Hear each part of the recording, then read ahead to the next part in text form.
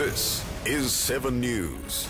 Tonight, a Perth MP's son ordered to pay almost $230,000 over a drunken boat crash. Parents of a 14-year-old drowning victim say no one is to blame. The new WA research offering hope for people with Alzheimer's. And in sport, the Eagles named their key forward. From the studios of 7 Perth, Rick Ardon.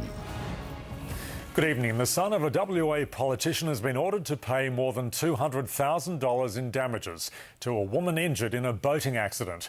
Janet Woolard's son Luke admitted he was drunk when he crashed his father's speedboat, seriously injuring 19-year-old Kate Campbell. Chantel Toohey reports. The judge found that Luke Woolard's evidence was full of problems and inconsistencies, and his admission that he was too drunk to remember what happened that night was very damaging to his case. Now to breaking news. There's a manhunt underway tonight after an accused armed robber escaped from police custody. 22-year-old Gregory Lawrence Marr allegedly jumped out of a police car this afternoon and ran off during a visit to Royal Perth Hospital. Marr was arrested this morning but was taken to hospital without handcuffs after complaining about a pre-existing health problem. Police describe him as dangerous and warn the public should not approach him. Former footballer Ben Cousins refused to say anything today as he began to fulfil his bail conditions. Cousins is required to report 3 times a week to the Scarborough police station. He was charged on Tuesday with possessing drugs with intent to sell or supply. Ben, you got anything to say about your angry outburst yesterday? You got anything about your outburst yesterday? You're very angry. Cousins was allegedly found in possession of more than 4.5 grams of methamphetamine. The parents of a teenager who drowned at the Australian Surf Lifesaving Championships say they don't blame anyone. Matt Barclay is the 3rd young lifesaver to drown at the same beach in 16 years. One surf club says it won't compete there again. 7 News has exclusive details on the recovery of a young Perth woman who was allegedly set alight. A tribute concert was held to raise funds for Dana Voolan last night, where her sister spoke about Dana's difficult recovery. Now to the case of 82-year-old killer Ronald Pennington. 7 News can now reveal that Pennington had a prior conviction for stabbing a woman back in 1975. But the Perth jury in his trial for the murder of Carriet Anderson Slater wasn't told because the trial judge ruled it wasn't relevant. Grant Taylor explains. West Australian drivers are being warned to prepare for a possible petrol price rise this Easter. Samantha Jolie joins us live from Mirrabooka. Sam, what can we expect?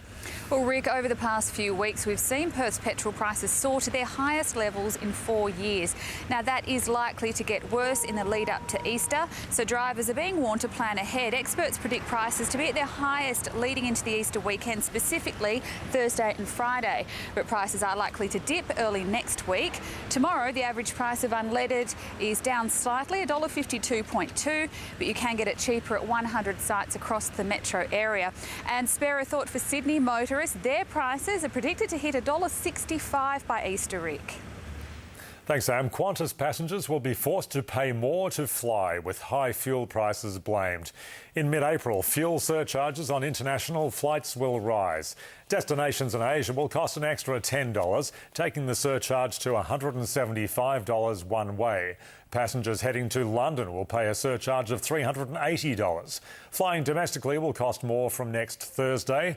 The fuel surcharge takes a one-way flight from Perth to Sydney to $239, an increase of $10. A flight to Melbourne will set you back $219. A planned expansion by hardware giant Bunnings is expected to generate thousands of new jobs right across Australia. 18 Bunnings stores are now under construction. Another 85 are in the pipeline. The expansion means 6,000 new jobs across the country. 280 of those at 2 stores in WA. One in Armidale is already under construction and is due to open in November. The expansion comes as the Woolworths-owned Masters chain pushes for up to 20 new stores a year. Perth researchers are part of a new world study trying to develop a drug to prevent Alzheimer's. Scientists are also working on a simple blood test to determine who'll get the disease. Tracy Moran reports. Almost 280,000 Australians have Alzheimer's. In the next 20 years, the incidence is expected to double. It doesn't just affect older people. There are cases as young as 30. One of the world's most popular children's stories is coming to life on a Perth stage. Mary Poppins the Musical opens at Burswood Theatre tomorrow night, providing local acting students with an opportunity of a lifetime. Should be good. Ahead on 7 News, find out why Tony Abbott's apologised to Julia Gillard, plus panic buying. Fears drivers in the UK could run out of fuel. And the Dark Knight in trouble with the law. In 7's Money Watch, Australian shares posted their best first quarterly gain since 2006, led by industrial and energy stocks. The ASX 200 was marginally lower. On Wall Street, the Dow Jones was up 19 points. Among the majors, financials bucked the trend to finish in the red. Gold picked up $2.10 an ounce, while the price of oil finished lower.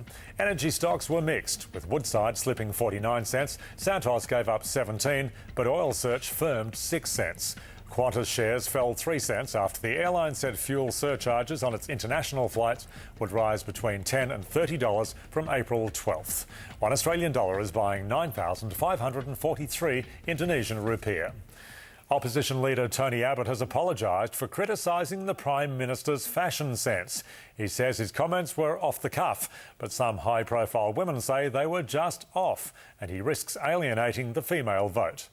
While women will have the final say whether Tony Abbott makes it all the way here to the Lodge, his remarks about Julia Gillard were in response to comments made by women. The British government is being blamed for causing petrol panic, with service stations running out of fuel. Long queues formed across the country after tanker drivers threatened to strike over a pay dispute. The government told the public not to panic, so they did exactly the opposite. The second they said, "Don't panic, buy petrol," that it would happen. So it's just ridiculous, really, isn't it? Prime Minister David Cameron told drivers to keep their tanks full, even though the union meeting is next week. Traffic police in the US got a shock when they pulled over this Batmobile Lamborghini for a licence and registration check. To their surprise, the Dark Knight himself climbed out of the driver's seat. Do you mind if we take a picture of you? Batman. The driver was on his way to a hospital where he entertained sick children. From Batman to Baz, and Basil's here with sport with a bonus for the Eagles tonight, Baz. Thank you, Robin. Or is that Rick? Their most important forward has flown to Melbourne. The latest on the Eagles coming up as a West Aussie kicks a beauty. Chris Yarran's early nomination for Goal of the Year. It's a chance. It's as good as you'll ever see. And on the farm with Hayden Ballantyne, his other sporting passion. Have a great weekend. Here's Rick. Good night. Thanks, Baz. Petrol prices are still rising, but we'll tell you where to find Perth's cheapest next. And Natalia will have the weekend weather forecast.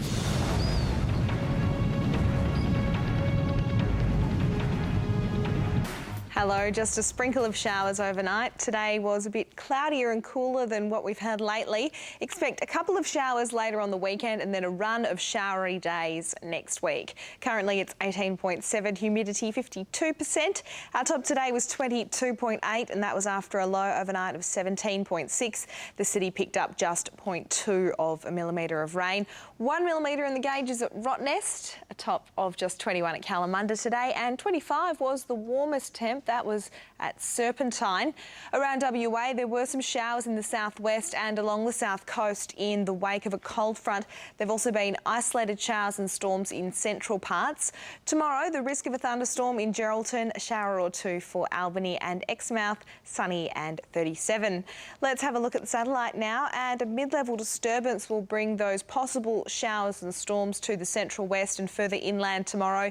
Another cold front is set to approach on Sunday and bring a couple of late showers to Perth.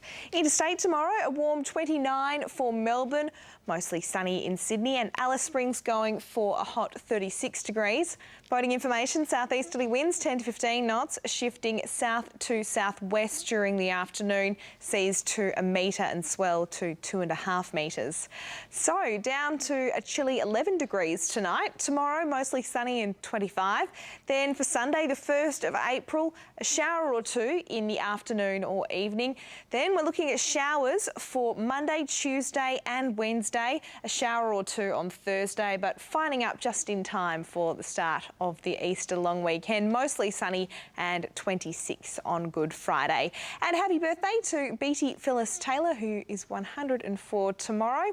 And with that cooler, wetter weather on the way, the Water Corp does ask us to please turn off our sprinklers. That's all from me. Here's Rick.